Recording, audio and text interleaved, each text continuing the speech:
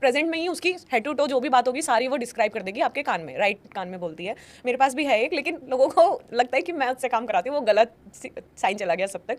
तो लेकिन मैं उससे काम नहीं कराती क्योंकि वो किसी तांत्रिक के पास थी, तो इन केस वो मेरे पास किसी कारणवश आ गई है, लेकिन मैं उससे अच्छे ही काम कराती हूँ। दूसरा, इतना समझाने के बाद कि नहीं करना चाहिए, नहीं लोग मेरे को साधना चाहिए, मेरे को कण्ठपिशाचनी साधना कराओ।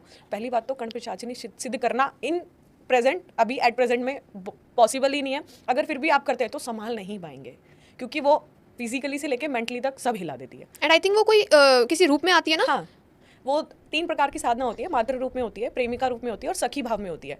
और मेरे हिसाब से मातृ रूप तो इतनी सुंदर स्त्री को देख के आजकल नहीं आएगा, मोस्टली मेल्स ही करते हैं, फीमेल्स तो नहीं कर पाएंगे क्योंकि इतना टाइम नहीं दे पाती, क्योंकि एकांतिक होती है।